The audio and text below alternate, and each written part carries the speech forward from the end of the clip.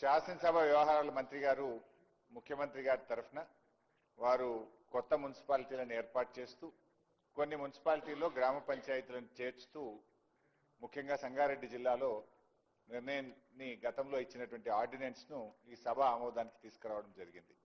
So ఆ బిల్లును పూర్తిగా మేము సమర్థిస్తా ఉన్నాం, ఆ బిల్లుకు సపోర్ట్ చేస్తా ఉన్నాం.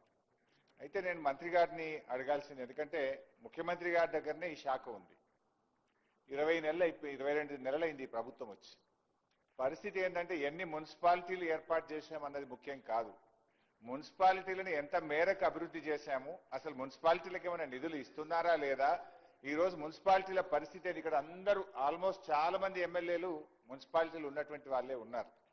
నేను నా సిద్దిపేట దగ్గర కూడా మున్సిపాలిటీ ఉంది, దాదాపు 1,20,000 ఓట్లు ఉంటాయి అధ్యక్ష. పరిస్థితి ఏంటంటే ఫాగింగ్ కు కూడా డబ్బులు లేని పరిస్థితి వచ్చింది అధ్యక్ష. గతంలో బీఆర్ఎస్ ప్రభుత్వం ఉన్నప్పుడు నెల నెల పట్టణ ప్రగతి కింద ప్రతి నెల కూడా మున్సిపాలిటీలకు డబ్బులు ఇచ్చేవాళ్ళం. కానీ ఈ ప్రభుత్వం వచ్చిన తర్వాత పట్టణ ప్రగతి నిధులు ₹1 కూడా ఇవ్వడం లేదు.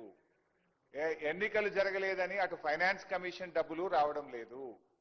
పైగా ఎల్ఆర్ఎస్ గతంలో మీరే మా మీద ఆరోపణలు చేశారు, బీఆర్ఎస్ ప్రభుత్వం పేదల నుండి డబ్బులు వసూలు చేస్తా ఉంది, రక్త మాంసాలు పిలుస్తా ఉన్నారు.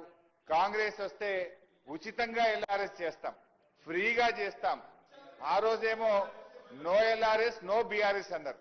కానీ ఇవాళ మాత్రం బరాబర్ పైసలు కట్టాల్సిందే అని ప్రజల దగ్గర వసూలు చేశారు. మరి ఇప్పుడు అదే ప్రజలు రేపేమంటారు, నో ఎల్ఆర్ఎస్ నో కాంగ్రెస్ అనే పరిస్థితి కూడా వస్తుంది.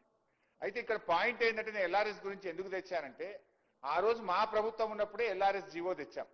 ఆ జీవోలో చాలా స్పష్టంగా ఏం చెప్పినామంటే, సర్టెన్ అమౌంట్ ఆఫ్ మనీ ఆ మున్సిపాలిటీ అభివృద్ధి కోసం కేటాయించడం జరుగుతుంది, సర్టెన్ అమౌంట్ ఆఫ్ మనీ ఆ అర్బన్ డెవలప్మెంట్ అథారిటీ అభివృద్ధి కోసం కేటాయించడం జరుగుతుంది.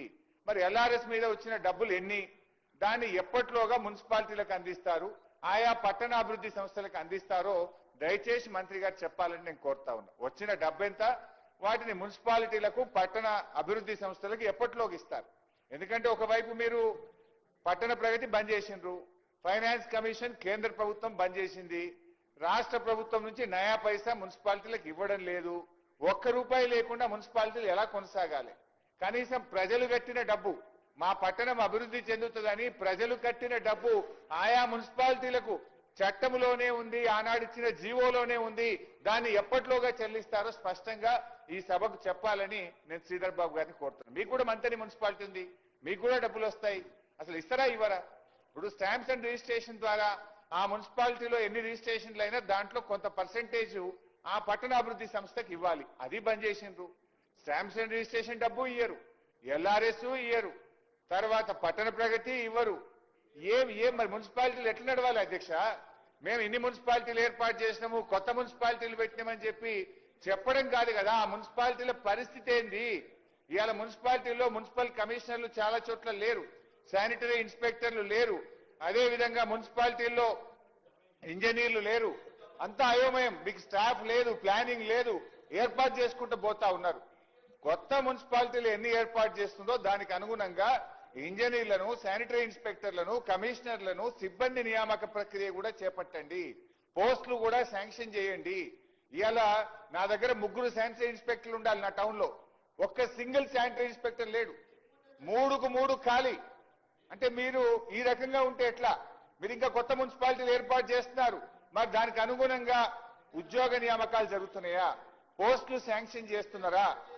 ఆ ప్రక్రియ కూడా చేపట్టాలని చెప్పి నేను గౌరవ మంత్రి గారిని నేను కోరుతా ఉన్నా. అధ్యక్ష, ఇంకో విషయం కూడా ప్రభుత్వం దృష్టికి తేవాలనుకుంటున్నా. గతంలో కేసీఆర్ గారు ఉన్నప్పుడు మీరు ఎందుకంటే సంగారెడ్డి జిల్లా గురించి చెప్పారు కనుక చెప్తున్నా, ఆ సంగారెడ్డి జిల్లాకు కేసీఆర్ గారు ఇదే మీరు చెప్పిన పటాన్చెరు నియోజకవర్గానికి, సంగారెడ్డి నియోజకవర్గానికి, జహీరాబాద్ నియోజకవర్గానికి 50 కోట్లు ఎస్డిఎఫ్ నిధులు మంజూరు చేశారు. బాధ కలిగే రాష్ట్రంలో చాలా మున్సిపాలిటీలకు ఇచ్చారు. మా సవితక్క చెప్తుంది, మీ ప్రభుత్వం రాగానే ఆ డబ్బులన్నీ రద్దు చేసినారు.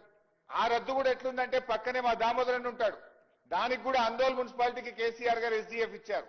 అందోల్ది మాత్రం ఉంచుకున్నారు, పని చేసుకున్నారు. బీఆర్ఎస్ ఎమ్మెల్యేలు గెలిచిన పటాన్చెరు, సంగారెడ్డి, జైరాబాద్ రద్దు చేసి పడేసింది. ఇది ఏం పద్ధతి? అంటే ప్రభుత్వం అనేది it is for all. BRS MLA ఉన్నారు కనుక మీ ఎస్డిఎఫ్ రద్దు, ఆందోళన కాంగ్రెస్ ఎమ్మెల్యే మంత్రి ఉన్నాడు కనుక బీఆర్ఎస్ అక్కడ ఎస్డిఎఫ్ డబ్బు ఉంటది అంటే పద్ధతి కరెక్ట్ కాదు. ఇప్పుడు జైరాబాద్ ప్రజలైనా, సంగారెడ్డి ప్రజలైనా, పటాన్ చెరువు ప్రజలైనా వాళ్ళు తెలంగాణ ప్రజలే కదా, వాళ్ళు పన్నులు కడుతున్నారు కదా, వాళ్ళకి ఎందుకు రద్దు చేశారు? దయచేసి ఈ 3 నియోజకవర్గాలే కాదు, రాష్ట్రంలో ఎక్కడెక్కడైతే గత ప్రభుత్వం ఎస్డిఎఫ్ లో నిధులు ఇచ్చిందో ఆ పనులు చేపట్టాలని మీ ద్వారా కోరుతా ఉన్నాం. ఇకపోతే టీయూఎఫ్ఐ